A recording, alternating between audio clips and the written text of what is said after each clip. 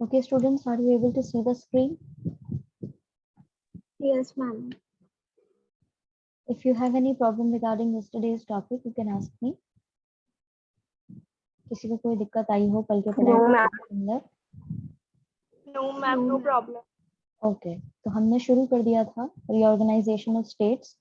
इसमें हमने देखा था कि कैसे ये लोगों ने पोस्टपोन कर दी थी चीज कि प्रिंसली स्टेट्स जो है तो उनका भी फेट डिसाइडेड नहीं था कि वो इंक्लूड होना चाहेंगे या नहीं, और दूसरी तरफ पार्टीशन जो हुआ था उसकी अभी जख्म जो थे या उसकी यादें जो थी वो अभी ताजा थी, इसलिए भी इन्होंने चीजें पोस्टपोन कर दी थी।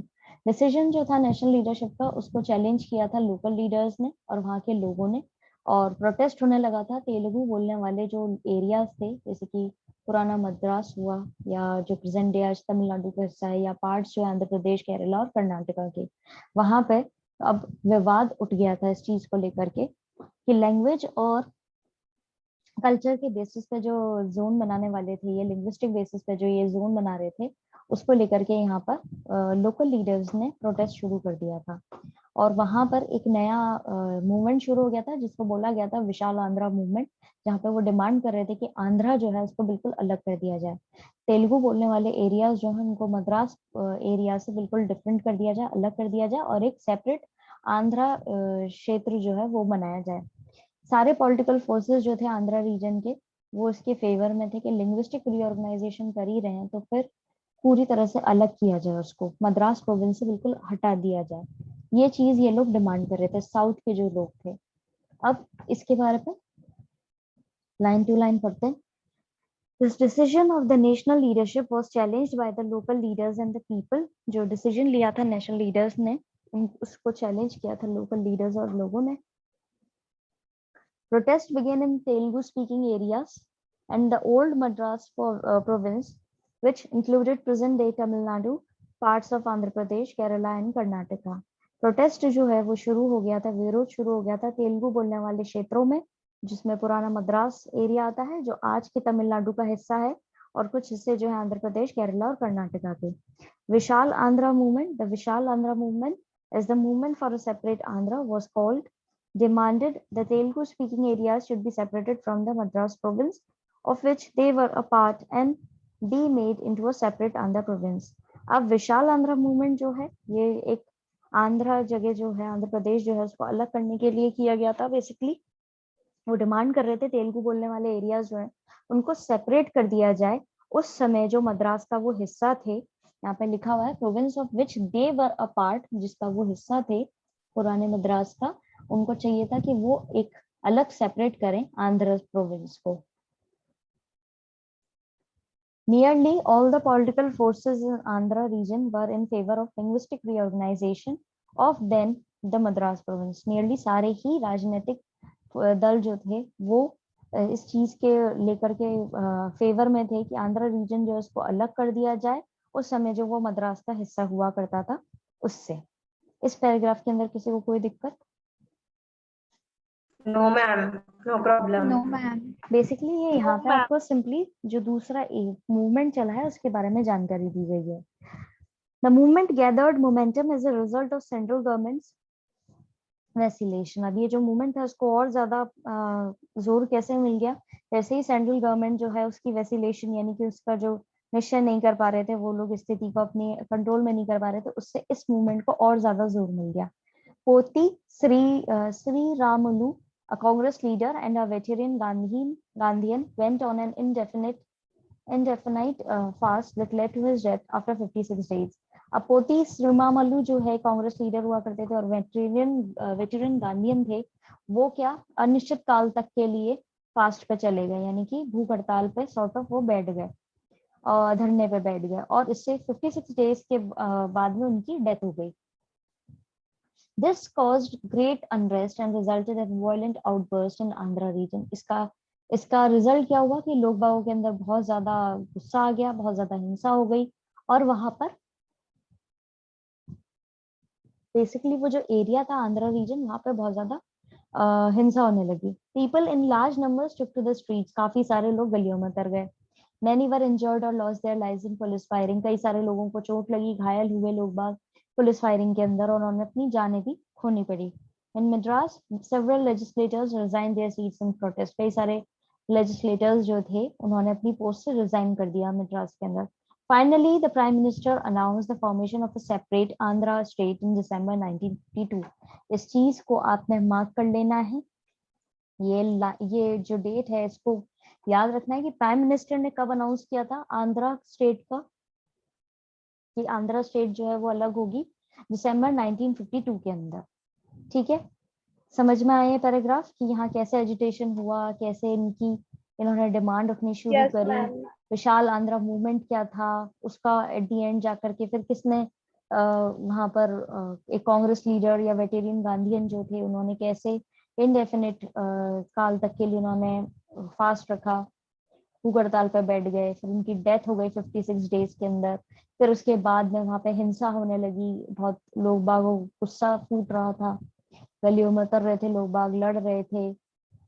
At the end prime minister को अनाउंस करना ही पड़ा कि आंध्रा जो है अब से एक सेपरेट स्टेट रहेगी, और वो दिसंबर 1952 के अंदर हो गया. अब आप देख सकते हैं कि आपकी बुक के अंदर भी एक मैप दिया गया है जिसमें बताया गया है India after reorganisation administrative map 1961, यानी कि दोबारा से रीऑर्गेनाइज जो किया गया था उसके अंदर यहाँ पे आप देख सकते हो वेस्ट पाकिस्तान आपको देखने को मिल रहा है और ये ईस्ट पाकिस्तान है. तो आप देख सकते हो कि इंडियन टेरिटरी के बीच में जो हम शुरुआत से पढ़ते हुए आ रहे हैं, हिस्ट्री के अंदर भी हमने इस चीज को देखा है कि कैसे जो दो पाकिस्तान इन्होंने बनाए थे वेस्ट और ईस्ट, उसका कैसा इन्होंने वो देखा है कि उस समय में जो एजिटेशन चल रहा था, जो पंजाब वाला हिस्सा था और ये यहाँ से बंगाल वाला हिस्सा जो था वो एक्चुअली में इस तरह का था जब ये चीज चल रही थी 1961 के अंदर भी. बाद में जाकर के ये जो चीज है ये हटी है, इन्होंने इनको आगे आप पढ़ोगे कि कैसे ये ईस्ट पाकिस्तान जो है ये वाला कॉन्सेप्ट कैसे खत्म हुआ और सिर्फ पाकिस्तान जो है वो इधर ही बन के रह गया. वो आगे जाकर के आपको पढ़ने को मिलेगा. बाकी आप देख सकते हो कि अलग अलग जो इन्होंने एरियाज है जो प्रेजेंट में भी हमें देखने को मिलते हैं, जम्मू कश्मीर हो गया, पंजाब, हिमाचल प्रदेश, दिल्ली, राजस्थान, उत्तर प्रदेश, ये सब अलग अलग बन चुके हैं. ठीक है, किसी को कोई दिक्कत?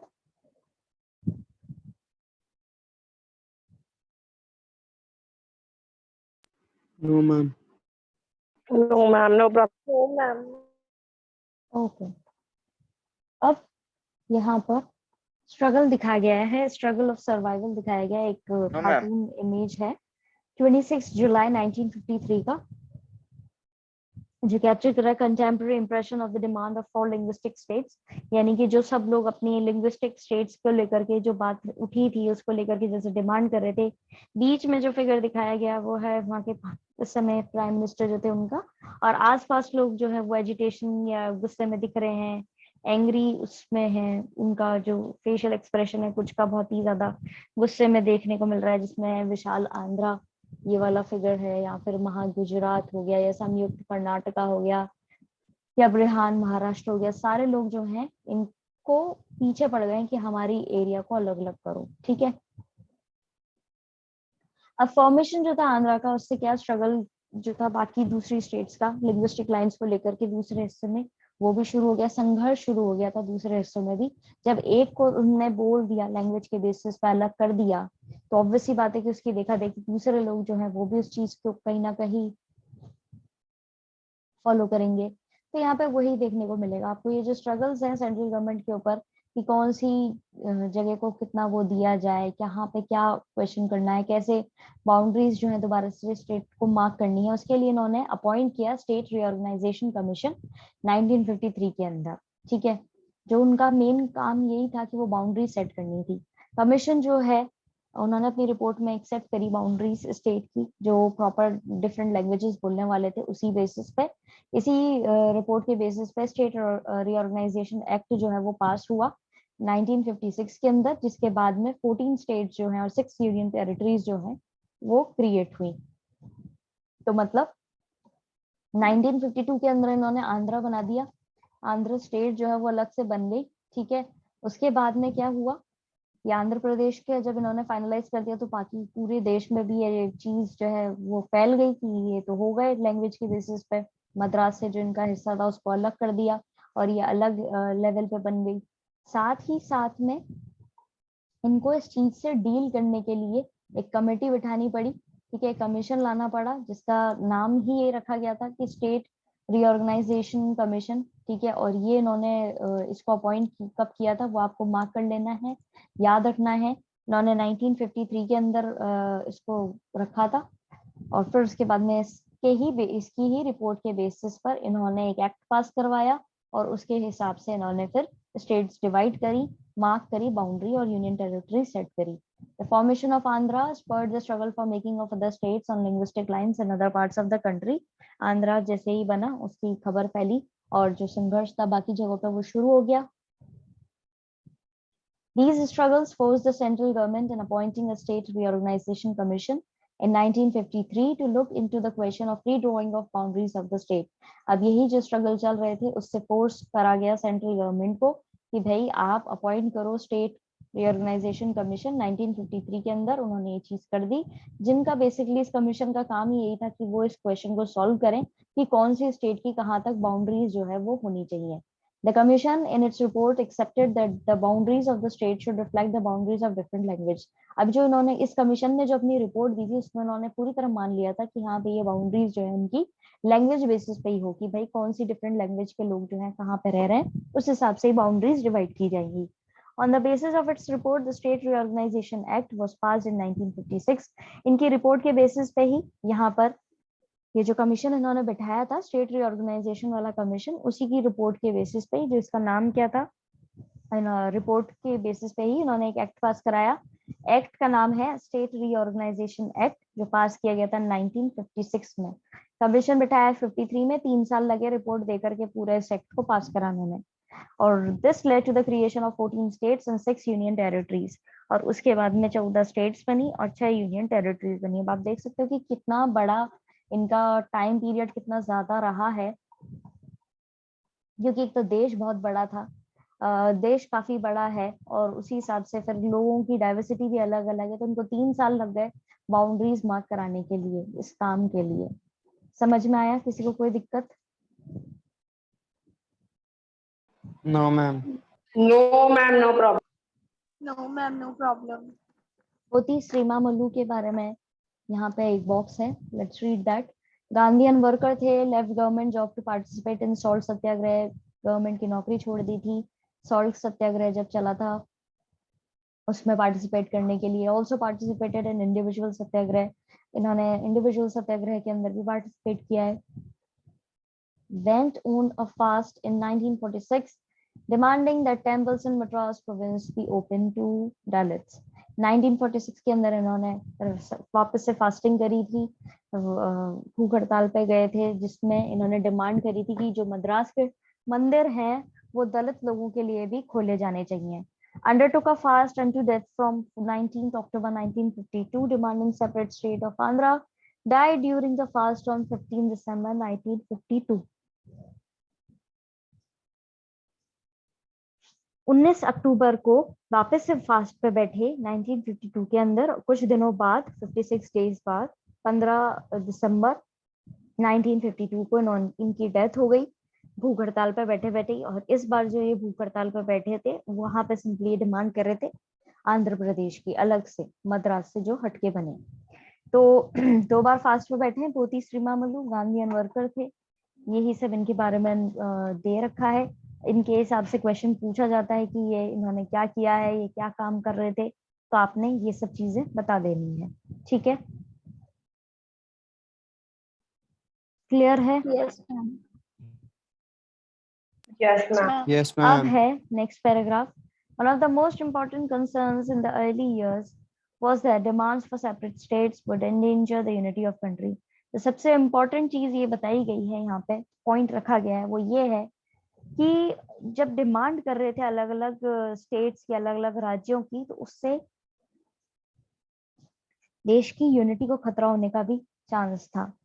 कैसे? क्योंकि लोगों के अंदर वैसे ही डिवीजन वाली जो भावना है, पार्टीशन वाली जो भावना है, वो बहुत घर कर चुकी थी। और सब जो लीडर्स थे उनको पता था कि अब हमें स्टेट्स तो जो है करनी पड़ेंगी अलग अलग, लेकिन उनको ये भी था कि जो हमारा पॉइंट है भाई कि ये देश जो है कहीं बट नहीं जाए, वो वाली चीज भी उनके मन में लगी हुई थी कि भाई इसको बंटवारा तो कर देंगे हम, लेकिन इस बंटवारे के बाद ऐसा नहीं कि ये लोग आपस में इनकी बने ही नहीं बिल्कुल भी और ये अपने में ही रह जाए. It was felt that linguistic states may foster separatism and create pressures on the newly founded nation. ये माना जा रहा था कि ये linguistic states जो है इससे इनके अंदर सेपरेटिज्म की भावना आएगी, यानी कि ये बिल्कुल अलग है और ये प्रेशर बनाएंगे जो भी नए नए ये जो नेशन बना है उसके ऊपर, कहीं ना कहीं ये चीज रहेगी कि ये जो इनके मन के अंदर की जो भावना थी उसको देखते हुए बोला गया है. But the leadership under the popular pressure finally made a choice in favor of linguistic states. लेकिन जो लीडरशिप थी उनको इतने ज्यादा प्रेशर के अंदर फाइनली उन्होंने यही चीज जारी रखी कि लैंग्वेज के बेसिस पे ही स्टेट बनाओ. It was hoped that if we accept the regional and linguistic claims of all regions, the threat of division and separatism would be reduced. ये माना गया, ये उम्मीद करी गई कि अगर हम रीजनल और लैंग्वेज के बेसिस पे जो अलग अलग रीजन्स है उनको अगर हम एक्सेप्ट कर लेंगे और उनका डिवीजन उसी बेसिस पे करेंगे तो हो सकता है कि सेपरेटिज्म की जो भावना है वो थोड़ी सी कम हो जाए. Besides, the accommodation of regional demands and the formation of linguistic states were also seen as a more democratic. और इसके अलावा ये जो इनकी डिमांड थी रीजनल डिमांड और अलग अलग लैंग्वेज के बेसिस पे स्टेट बनाने की, ये और ज्यादा फेवर कर रही थी डेमोक्रेसी को, यानी कि डेमोक्रेटिक फॉर्म ऑफ गवर्नमेंट जो उसके हिसाब से ये बिल्कुल सही थी कि स्वतंत्र अब जब जनतंत्र वाली चीज आई गई है तो जनता जब चाह रही है कि उनकी लैंग्वेज और उनके रीजन के हिसाब से स्टेट्स जो है उनकी बाउंड्रीज मार्क की जाए तो ठीक भी है. ये पॉइंट समझ में आया? इस पैराग्राफ में किसी को कोई दिक्कत? No, ma'am, no problem. No, ma'am. No, ma'am, no problem. अब 50 साल से ज्यादा हो चुके हैं लिंग्विस्टिक स्टेट्स को बने हुए. हम कह सकते हैं कि लिंग्विस्टिक स्टेट्स जो है वो कहीं ना कहीं डेमोक्रेटिक पॉलिटिक्स पर असर डाल रही है, उसका जो नेचर है उसका असर पड़ा है, लीडरशिप जो है उस पर भी असर पड़ा ही है. ये सारी चीजें इसलिए बोली जा रही हैं कि कुछ ऐसे एरियाज भी हैं जहाँ पे लोग बाग इंग्लिश बोलते हैं. ठीक है, इंग्लिश स्पीकिंग लोग जो है वो भी देखे गए हैं. पहले के जमाने में क्या होता था कि जब ये आजाद हुआ ही था हमारा देश, तो जो अंग्रेजी बोलने वाले लोग जो हुआ करते थे उनको थोड़ी क्या ज्यादा ऐसा माना जाता था कि इनके पास ज्यादा पावर है या पॉलिटिक्स के अंदर ज्यादा इनका रोल है. जब लैंग्वेज के बेसिस पे ही यहाँ पे स्टेट्स बना दी गई तो ये चीज जो है धीरे धीरे खत्म होने लगी थी, इसका असर जो है थोड़ा खत्म होने लगा था, क्योंकि फिर उसी हिसाब से उस स्टेट के व्यक्ति को जब वहां पे अपॉइंट किया जाता था तो ये नहीं देखा जाता था कि उसको अंग्रेजी आती है या नहीं आती है या वो सही कर पा रहा है नहीं कर पा रहा है. उसके हिसाब से जो अपनी वो रिप्रेजेंट कर रहा है अपनी जगह को, उस हिसाब से उस चीज की इम्पोर्टेंस रखी जाती थी. Now it is more than 50 years since the formation of linguistic states. अब linguistic states को बने हुए 50 साल से ज्यादा हो गए. We can say that the linguistic states and the movements for the formation of these states changed the nature of democratic politics and leadership in some basic ways. हम कह सकते हैं कि जो ये लैंग्वेज के बेसिस पे स्टेट्स बनी और जो मूवमेंट्स हुए हैं उससे कहीं ना कहीं स्टेट्स ने बदला है, डेमोक्रेटिक पॉलिटिक्स का नेचर बदला है, लीडरशिप जो है वो भी बदली है. The path to politics and power was now open to people other than the small English speaking elite. जो रास्ता है राजनीति का और जो ये पार है उसके लिए अब लोगों के दरवाजे और ज्यादा खुले हैं, बजाय सिर्फ उन्हीं लोगों के लिए जो अंग्रेजी बोला करते थे, उनके अलावा भी लोगों के लिए ये चीज ओपन अप हुई है. Linguistic reorganization also gave some uniform basis to drawing of state boundaries. अब लिंग्विस्टिक रीऑर्गेनाइजेशन जो हुआ है यानी लैंग्वेज के बेस पे जो रीऑर्गेनाइजेशन हुआ है उससे कहीं ना कहीं स्टेट बाउंड्रीज जो है वो यूनिफॉर्म बेसिस पे ड्रॉ की गई हैं, यानी कि प्रॉपर सही तरीके से ड्रॉ की गई हैं. It did not lead to disintegration of the country as many had feared earlier. इससे लोग जो देश है उसकी इंटीग्रेशन को खतरा नहीं हुआ, जैसे कि पहले डर उनको सता रहा था कि हो सकता है कि अगर लैंग्वेज के बेस पे हमने बंटवारा किया, स्टेट्स की बंटवारा नहीं एज एन उनकी बाउंड्रीज मार्क करी, तो इससे कहीं ना कहीं हमारी यूनिटी को खतरा रहेगा. On the contrary it strengthened national unity. इसके ऑपोजिटली देखा जाए, कॉन्ट्ररी बेसिस पे देखा जाए तो इससे हमारे देश की एकता जो है वो और ज्यादा मजबूत हुई है. Above all, the linguistic states underlined the acceptance of the principle of diversity. इनके ऊपर लिंग्विस्टिक स्टेट जो है उन्होंने सब जो ये प्रिंसिपल है डाइवर्सिटी का यानी विविधता की जो बात है उसको उन्होंने एक्सेप्ट किया है. When we say that India adopted democracy, it does not simply mean that India embraced a democratic constitution, nor does it merely mean that India adopted the format of elections. जब हम कहते हैं कि India ने democracy adopt करी, इसका simply ये मतलब नहीं होता कि इंडिया ने डेमोक्रेटिक कॉन्स्टिट्यूशन जो है उसको अपना बस उसको लिख दिया और वो पढ़ लिया है, बल्कि इसके साथ में ये भी बोला गया है कि या फिर ये डेमोक्रेटिक कॉन्स्टिट्यूशन को एक उन्होंने लिख दिया और अपना लिया, और इसके साथ में ये भी नहीं कि सिर्फ उन्होंने फॉर्मेट जो है इलेक्शंस का वो अपनाया है, उन्होंने ये चीज जो है वो प्रॉपरली अच्छे तरीके से एक्सेप्ट भी करी है। The choice was larger than that, इससे ज्यादा चीज बढ़ करके हुई है। It was a choice in favour of reorganising and accepting the existence of differences which could be at times be oppositional. अब जो चॉइस थी इनकी रीऑर्गेनाइज करने की, उसमें ये देखा गया है कि इन्होंने रिकॉग्नाइज किया अलग अलग लोगों की डिफरेंसेस को। राजस्थानियों ने गुजरातियों को एक्सेप्ट किया, गुजरातियों ने राजस्थान के लोगों को एक्सेप्ट किया, सब जो अलग अलग लैंग्वेजेस के बेसिस पे थे। अब जैसे अपने देखा जाए कॉमनली तो ईस्ट वाले, नॉर्थ साइड वाले और वेस्ट साइड वाले और साउथ साइड वाले हैं तो सब इंडियंस ही। इन्होंने एक दूसरे के डिफरेंसेस जो एग्जिस्ट कर रहे थे उसको एक्सेप्ट करा है। भले ही वो कई बार एकदम ऑपोजिशनल हो सकते हैं, एक दूसरे के बिल्कुल ऑपोजिट चीजें जाती हैं, लेकिन ऐसा नहीं है कि वो एक दूसरे से लड़ने लग जाते हैं और डिमांड करने लग जाते हैं कि हमें हमारी अलग स्टेट चाहिए या अलग चीज चाहिए।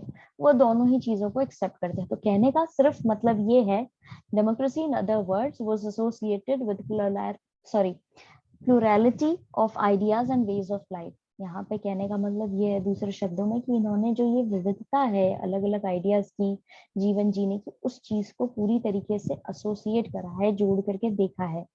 Much of the politics in the latter period was to take place within this framework, और आगे जाने वाली जो राजनीति होनी थी वो इसी फ्रेमवर्क के अंदर होने वाली थी। समझ में आया? किसी को कोई दिक्कत? मैम ये वाला पैराग्राफ एक बार वापस बताइए। वापस समझा दो।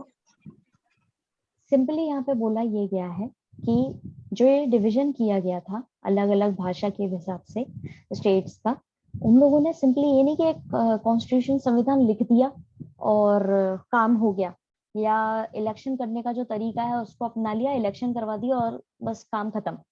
इसको पूरी तरीके से उन्होंने एम्ब्रेस किया है, यानी इस चीज को पूरी तरह दिल से अपनाया है, सिर्फ पन्नों पर लिख करके ही नहीं अपनाया है। क्या सिंपली इन्होंने फॉर्मेट जो है इलेक्शन का वो नहीं अपना लिया, या डेमोक्रेटिक कॉन्स्टिट्यूशन जो है वो ही सिर्फ नहीं अपना लिया, उसको अपनाया तो पूरी तरह से 100% अपनाया। कई बार जो है अलग अलग स्टेट्स जो उनकी बाउंड्री सेट की गई थी उन्होंने उसको पूरी तरह अग्री करा, और उनके साथ वाला जो पड़ोसी राज्य है उसको भी अपनाया। ऐसा नहीं है कि बस बाउंड्रीज मार्क हो गई अब तुम मतलब पूरी तरह से उनको कोई मतलब ही नहीं है देश में क्या चल रहा है क्या नहीं चल रहा है, सेंट्रल गवर्नमेंट क्या कह रही है या वो कोई डिसीजन ले रही है तो किस बेसिस पे ले रही है, उनको कोई फर्क नहीं पड़ता। वो वाली चीज नहीं थी, उनको फर्क पड़ रहा था। वो पूरी तरह से पार्टिसिपेट करते थे हर चीज के अंदर, राजनीति के अंदर पार्टिसिपेट कर रहे थे, और सिर्फ पन्नों पर ही चीजें अपनाई नहीं गई थी बल्कि पूरी तरीके से दिल से मन से सब तरीके से अपनाई गई थी। और कई बार ऐसा समय भी आता था कि उनका पड़ोसी देश जो है वो पड़ोसी राज्य जो है वो कुछ और डिमांड कर रहा हो जो इनके विरुद्ध जा रही हो, पर कहीं ना कहीं उसके बीच का रास्ता अपनाते हुए उन्होंने उस चीज को अपनाया। ऐसा नहीं कि उससे वो लड़ने लग जाएं या उसको नुकसान पहुंचाने लग जाएं या बिल्कुल दब जाएं, ऐसी चीज नहीं थी। एक बीच का रास्ता निकालते हुए, सोल्यूशन निकालते हुए इन चीजों को अपनाया गया था, क्योंकि आने वाले समय के अंदर इसी विविधता जो है, ये हमारे देश के अंदर जो विविधता है इतनी ज्यादा, उसको अपनाया गया है। और उसका कहीं ना कहीं हर जो वॉक ऑफ लाइफ है, यानी कि हर जो हिस्सा है जीवन का, वो राजनीति हो, समाज हो या देश की यूनिटी हो, उस पर इस चीज का कहीं ना कहीं बहुत अच्छा इम्पैक्ट पड़ने वाला था। अब समझ में आया? Yes ma'am. Yes, ma'am. Thank you. Okay, so that's it for today. We have completed this chapter, and if you have any problem regarding this chapter, please अपनी problems जो है आप collect up कर लीजिएगा। कल हम इसके टेक अवे पॉइंट्स के साथ साथ ही इसकी problems जो भी होंगी आपकी वो भी discuss कर लेंगे। Now I'm going to send you a link for your another class. Okay? Thank you, ma'am. Thank you. Welcome.